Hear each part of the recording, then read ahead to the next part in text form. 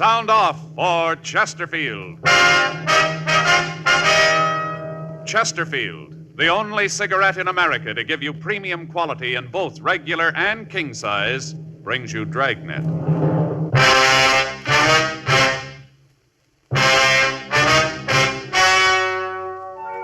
Ladies and gentlemen, the story you are about to hear is true.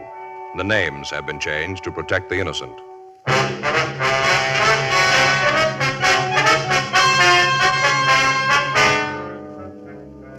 You're a detective sergeant. You're assigned to homicide detail. You get a call that the body of a man has been found in an alley. He's been strangled with his own necktie. The body has been robbed. There's no lead to the killer. Your job, find him. Thousands are changing to Chesterfield, both regular and king size, because Chesterfield is the first and only cigarette to give you premium quality in both sizes. That means king-size Chesterfield contains tobaccos of better quality and higher price than any other king-size cigarette. It's the same fine tobacco as in regular Chesterfield, and there's enough to give you more than a 1/5 longer smoke. Yes, more than a 1/5 longer smoke from king-size Chesterfield. So remember, Chesterfield is the only cigarette to give you premium quality in both regular and king size. Buy 'em either way you like 'em. Premium quality Chesterfield, and much milder.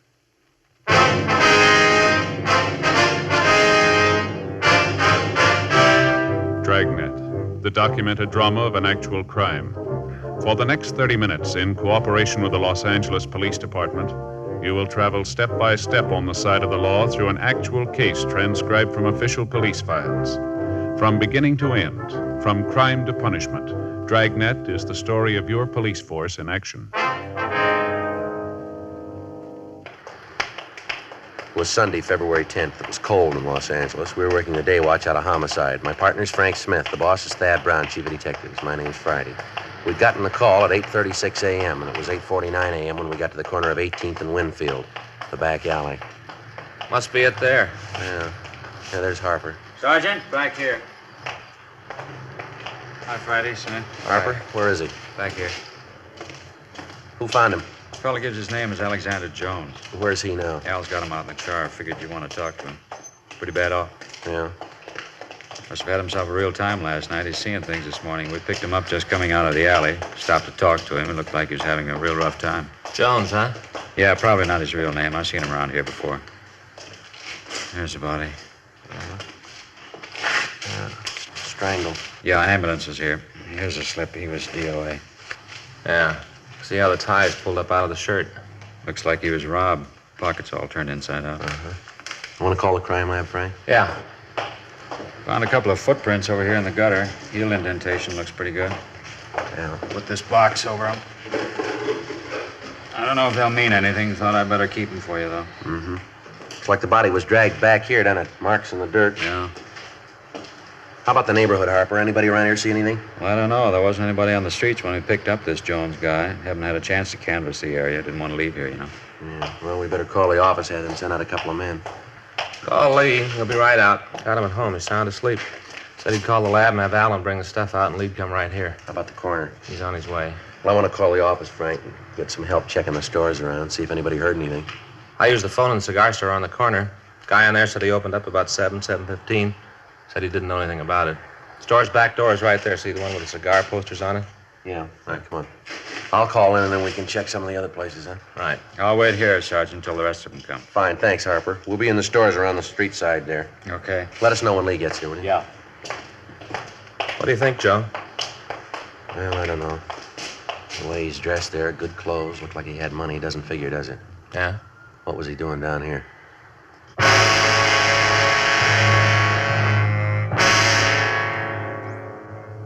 9:12 a.m. I called the office, and 2 teams of men were sent out to help us canvass the area. Frank and I checked with the owner of a liquor store who was getting ready to open for business. He told us that he'd come in early that morning to clean up his store and that he'd taken a load of trash out into the alley at about 8:25 a.m., but at that time he hadn't seen the body.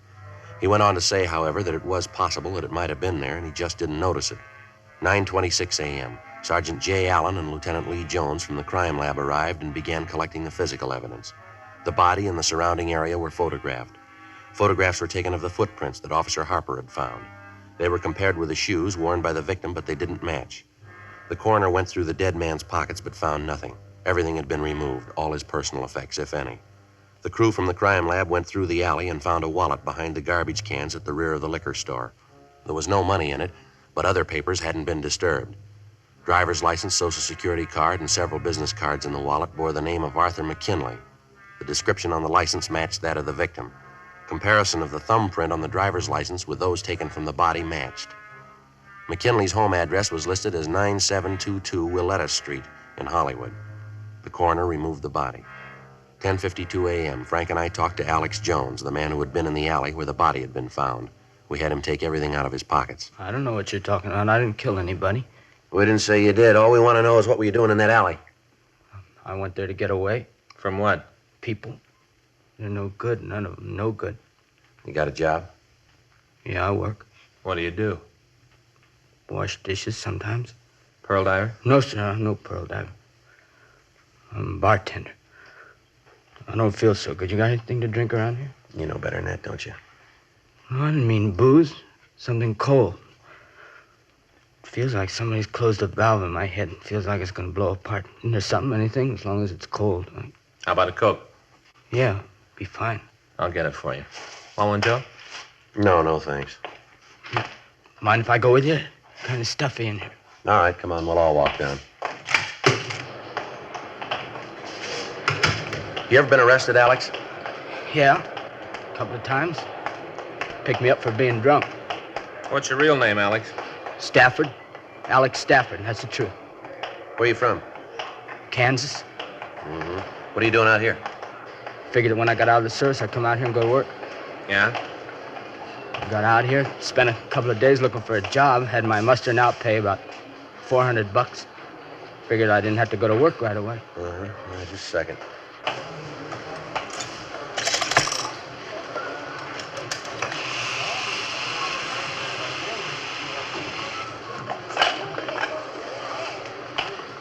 All right, here you go. Thanks. You want one, Frank? No, thanks. I want to check R&I and see if they finished the run on McKinley yet. Sure cold. Tastes good. Feel better. That's fine. All right, let's go. Frank, see you back at the interrogation room. Okay, Joe. Want to stop at the office, give the coroner's office a call? Yeah. Like I was telling you, I figured that I didn't have to come up with a job right away, so I started to see the town. You know, try to find a place to work where I could maybe do some good. What? Where I could do some good. Where the tips would be good, you know, nice people. Mm-hmm. Well, I went around to the bars, talked to the bartenders, checking around. Each of the places I'd have a drink, you know, just to be sociable. Yeah? It wasn't long before my dough was gone. I was flat broke, kicked out of my room. I can't blame the landlady. She carried me for a couple of months. Finally said I had to go. All right, go ahead. What'd you mean when you said that you were running away from people? I got a job yesterday, washing dishes in a restaurant down on Spring. I worked like a dog. When I left last night, they paid me. I guess the boss knew I didn't have any money, no place to sleep. Yeah. I started to find a bed. And then I got to thinking that a drink might make me sleep better. So I stopped at a bar and had a couple. I had a couple more. I guess I fell asleep. Yeah? And anyway, I went into the alley, that one where you found the dead man, and I sat down and I went to sleep again. When I woke up, I was walking out when a cop in a car stopped me. Mm-hmm. Look, I didn't know the man was in there. Honest, I didn't. Now, you gotta believe me, because somebody's gotta believe me. I didn't know he was there. Anything? Not on McKinley. Found Alex, reckon. Yeah. Like you said, a couple of drunk arrests, that's all. I told you. Didn't I tell you that, huh? I got nothing to hide. I didn't even know the man was there. All right, take it easy. Anything from the coroner? Yeah, Joe, I called. Fixes the time of death at about 11:30 last night. Body hasn't been posted yet. All right. You prove where you were at 11:30 last night, can you, Alex? I don't know. I was someplace. Yeah, we know that, but where? Well, I gotta think. 11:30. I was still working. I was washing dishes in the place over on Spring. You can prove that, can you? Yeah, sure. The boss, he'll tell you. He saw me. I didn't leave until 12. That's when I left the place, 12 o'clock. He'll tell you, 12 midnight. All right, Alex. Can I go now? Well, we got to put in a call first. Maybe it might be better if we held you over a little while.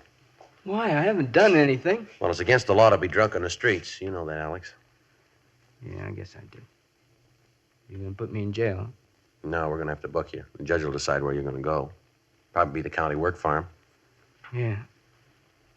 Well, it's probably better that way. Give me a chance to get off the booze. Boy, I had it this time, seeing those things. But just one thing, Sergeant. Yeah? I want to make sure you understand that you really believe me. What's that, Alex? I'm not a dishwasher. I'm a bartender.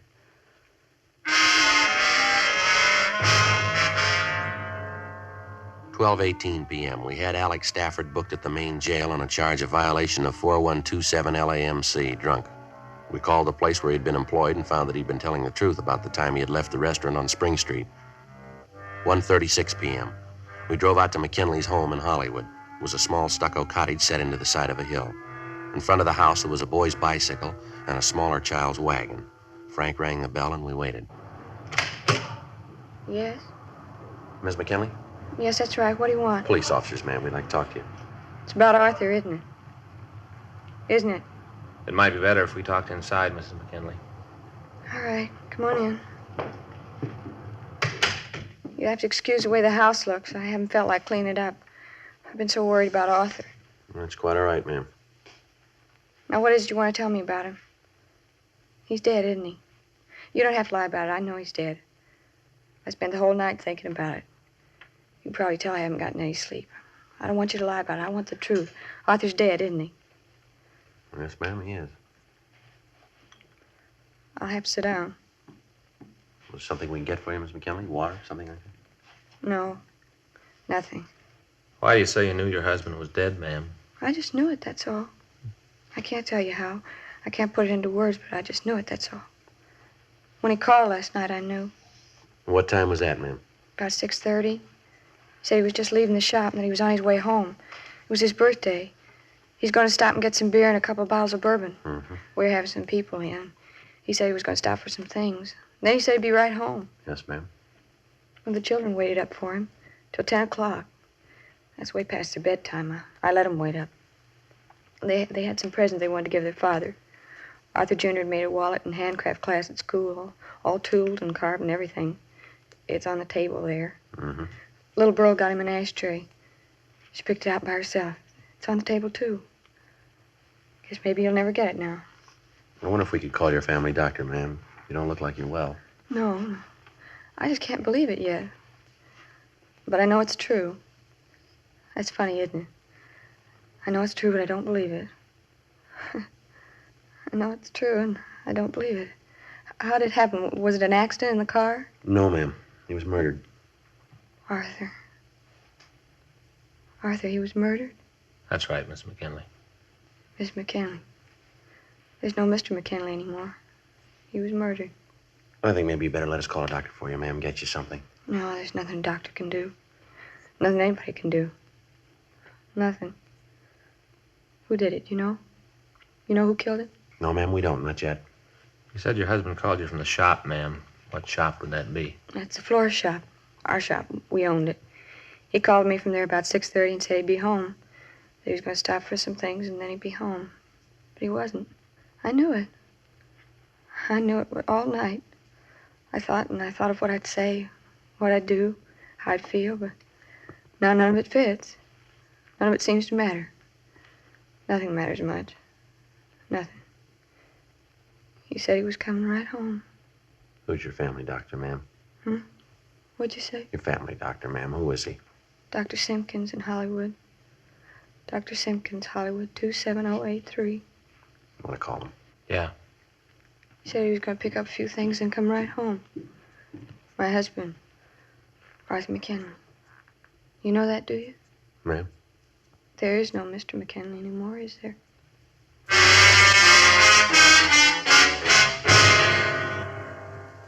We called the McKinley family doctor. He arrived and gave Mrs. McKinley a sedative.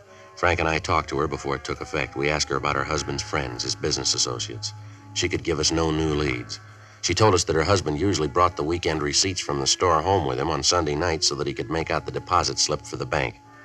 She said that he usually had about $300 to $400 on Sunday night. She gave us the name of the liquor store where he did business. 2:47 p.m., Frank and I drove out to the store. Gentlemen, what can I do for you? Mr. Kennedy? Night? Police officer, Mr. Kennedy. I'd like to ask you a couple of questions. Sure, anything to help the police. Nothing that I've done, is it? No, sir. It's about Arthur McKinley. He get home last night? His wife called, seemed pretty upset. Nothing wrong, is there? Was Mr. McKinley in here last night, sir? Yeah, he was. Let's see, I guess it's about 6:45. Come in, got a case of beer, a couple of bottles of bourbon. Was there anybody with him when he came in? No, there wasn't. Did he seem all right to you when he was here? What do you mean? Well, was he in good spirits? Did he act like anything was wrong? No, of course that don't mean anything. Sir? Well, even if there was anything wrong with Arthur, you'd never know it. Always laughing, always had a joke. He had a great one last night, real funny. Yeah? He told the one about the two musicians that were walking down the railroad track, and one of them said to the other, "Boy, this is the longest stairway I ever been down." Well, yes, sir. And then the other musician said, "I don't mind that, but these low banisters are killing me." Low banisters. Say, what's this all about anyway? Something happened to Arthur? He's been murdered, Mr. Kennedy. Arthur? Arthur McKinley? You sure? Yes, sir. We're sure. How about that? Only last night I saw him laughing away. He was killed. You know who did it? No, sir, not yet. How about that? Bet his wife's pretty upset. Do you know anyone who might want to kill him? No, not Arthur. Anybody in the neighborhood he had quarrels with? Any disagreements? No, not I can think of. Well, has there been anybody new, anybody you don't know hanging around the neighborhood lately? Anybody who could have known about McKinley's carrying that money around with him? Well, let me think. Yeah, come to think about it, there is a fella. Seen him around the last couple of days. Matter of fact, I saw him last night when I helped Arthur carry the beer out to the car. Sure, that's where I saw him. Sir? He was in the car with Arthur.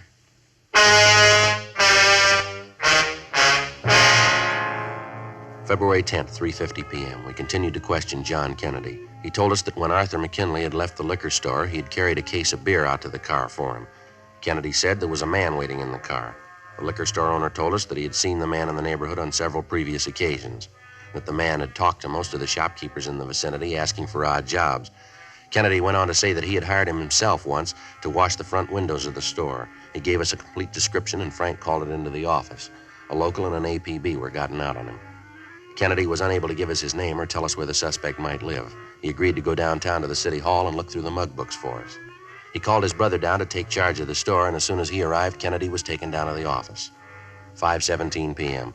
We drove back to the McKinley home. Mrs. McKinley had recovered from the initial shock of finding out that her husband was dead. We asked her if she knew where her husband's car was, and she told us that as far as she knew, he had driven it the night before and that she hadn't seen it since. She gave us the description and license number, and we called it into the office. A broadcast was gotten out on it. We asked Mrs. McKinley to go with us to her husband's store, and she agreed. On a table in back of the store, we found 2 empty beer bottles and a couple of glasses. Leighton Prince was called, and they came out and lifted 2 sets of fingerprints from the bottles and the glasses. Crime Lab came out and photographed the place. There was no sign of a struggle, but there was evidence that there had been a party there the night before. We drove Mrs. McKinley back to her home, and at 8:13 p.m., Frank and I checked back into the city hall. Long day, huh, Joe? Yeah, I'm getting a little tired. What do you want to eat tonight? Doesn't make any difference. Go ahead. Thank you. I'll get it. Homicide, Friday. Yeah, Dean. Mm-hmm. They did, huh? Who? Oh, let me get that. Yeah, I got it. Okay, thanks, Dean. Yeah, you bet. Good night. It was Bergman. I made the prints on that bottle and glass. Yeah? A fellow named Fred Gerard did time for armed robbery.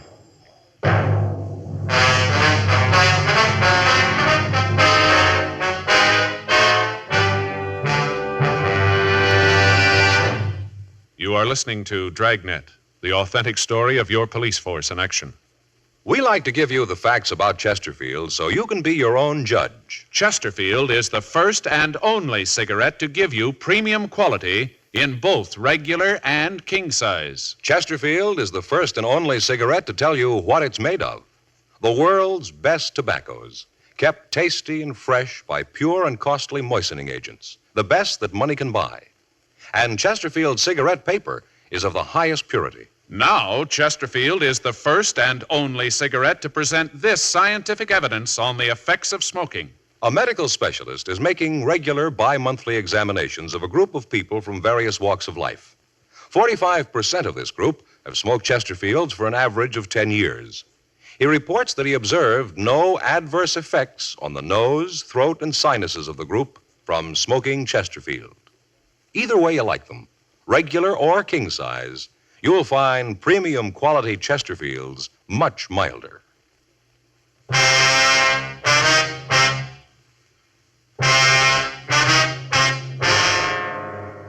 Sunday, February 10th, 8:30 p.m. Frank and I pulled a package on Fred Gerard. He'd been arrested in 1942 on a charge of violation of 211 PC. He'd been convicted and had served 5 years in the penitentiary at San Quentin. We checked back with John Kennedy, the man who had seen Arthur McKinley leave the liquor store in the company of the man we figured to be the murderer. When we entered the mug room, he was talking to Sergeants Joe LaMonica and Danny Galindo. They told us that so far he had been unable to identify the man he had seen with McKinley. We showed him a mug shot of Gerard, and he positively identified it. Kennedy went on to say that as far as he was concerned, there could be no mistake, and that as far as he knew, Gerard was the last man seen with the victim before his death. McKinley's car had been found 2 blocks from the alley where we'd found the body. In the back of it, the officers found the remainder of the case of beer and the 2 bottles of bourbon. Leighton Prince went out and dusted the car. They came up with one good set of prints other than the victim's. When these were checked, it was found that they matched the file copies of Gerard's fingerprints. 9:46 p.m. We drove out to the address listed in Gerard's package. His landlady showed us to his room. It was evident that he hadn't been in it the night before. Frank and I waited for him to return. 10 p.m. 11. 11:30. What are you doing here? You Fred Gerard? Yeah, that's right. Who are you? Police officers. Oh, cops. What do you want with me? You know a man named Arthur McKinley? Why? You know him? Yeah, I know him. Anything wrong with that? When'd you see him last? Last night. Where? At his store. I came by about 6:15. We talked for a while, and then he closed the store. He said he had to get home for a birthday party, something like that. We went down the street to Kennedy's to get some beer, and then he went back to the store. I heisted a couple, and then I left. What time was that? Well, I guess about 8:30 or so. Had to meet a guy out in Santa Monica, so I left. You left McKinley at his store? Yeah, that's right. Say, what's this all about? What are you giving me problems for? I haven't done anything. All right, take everything out of your pockets. Put it right down here. Look, you got no right to barge in here and tell me what to do. I'm clean. Then you got no reason for not cooperating now, have you? Well, I suppose not. Then take everything out of your pockets. All right. Yeah. All right, keys. Your money in your wallet? Yeah. How much you got? I don't know. I have to count it. All right, count it. Let's see, 5, 6, 7, 8 bucks. I have now 56, 7, 8, 9, 92 cents. Canadian penny. Was there anybody with McKinley and you when you were drinking? No, just went in the back of the store to have a beer, a little talk. We got along pretty good. He used to hire me once in a while, clean up a store, sweep out, things like that. Yeah. Was he feeling all right when you left him? I guess so. I didn't ask him, but he didn't say anything about it. Just said he had to get home for a party, that his wife would be hacked if he was late. Like I said, I left at 9:15. You might ask Stu Bennett. He might be able to tell you something. Who's he? Owns a little grocery just down the street from McKinley. You say you might know about McKinley? Yeah, he was there when I left. I was walking out, and when Mr. McKinley opened the door, Bennett was walking by. He said he had some things he wanted to talk to McKinley about. And when I left, Bennett went into the store. What's this all about, anyway? Something happened, McKinley? He's been murdered. Oh, no kidding. You're a nice guy. You figured I did it, huh? That's the way it looked. Yeah. Well, I did some time. I won't try to con you. You probably know all about it anyway. I wouldn't kill anybody, though. I'm going straight. I've been working every day since I got out. I'll tell you, though. Yeah? You might talk to Stu Bennett. He was with him when I left.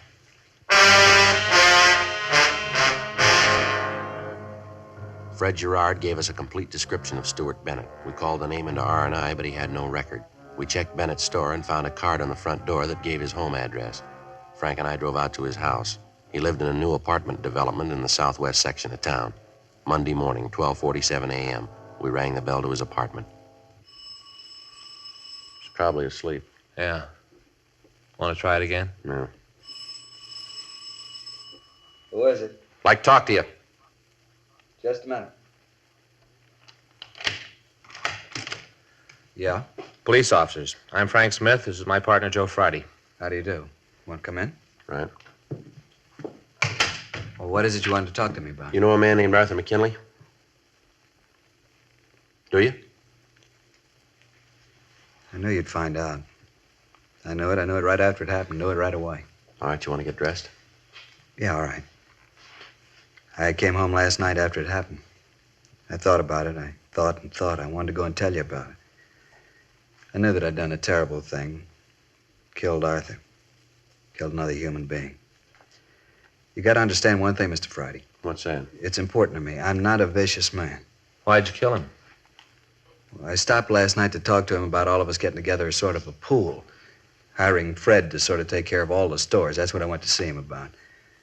I thought it'd be nice to have someone to take care of the stores, you know, wash the windows, sweep up, and we'd all chip in and pay him. Sort of a pool, like I said. Yeah? We talked. Arthur wasn't too much in favor of the idea. Said he'd been thinking about giving Fred a regular job in the flower shop. Said things were real good with him. He thought he'd take on an assistant. Things were going real fine for him. All right. You better get dressed. We'll go downtown. After I killed him, I took him out of the store and put him in an alley. Yeah? Now, I wanted to come and tell you about it. I went down to City Hall. I walked up the stairs on Spring Street. You know the big ones? Yeah? I was going to give myself up. I wanted to tell you about it.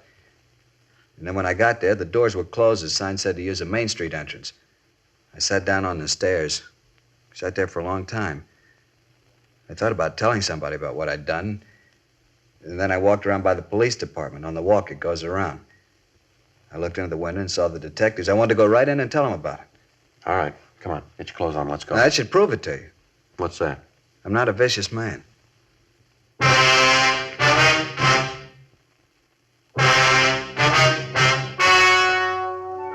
story you have just heard was true. The names were changed to protect the innocent. On June 5th, trial was held in Department 97, Superior Court of the State of California, in and for the County of Los Angeles. In a moment, the results of that trial. Now, here is our star, Jack Webb. Thank you, George Fenneman. Friends, remember now, Chesterfield is first to present this scientific evidence on the effects of smoking. A medical specialist is making regular bi-monthly examinations of a group of people from various walks of life. 45% of this group have smoked Chesterfields for an average of 10 years. He reports that he observed no adverse effects on the nose, throat, and sinuses of the group from smoking Chesterfield. Either way you like them, regular or king size, you'll find premium quality Chesterfields much milder.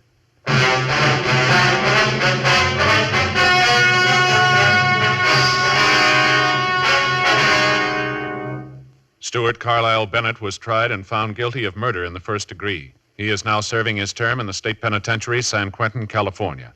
Murder in the first degree is punishable by death or by confinement in the state penitentiary for life.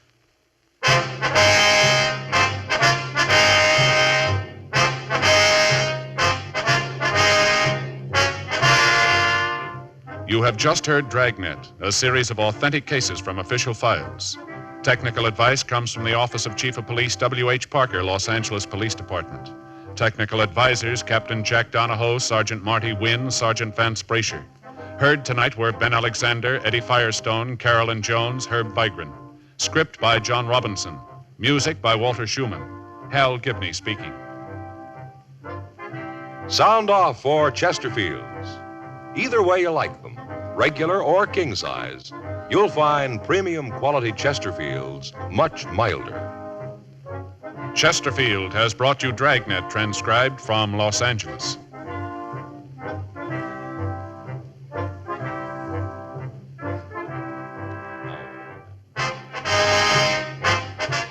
Tonight, more adventure with Barry Craig, confidential investigator, on NBC.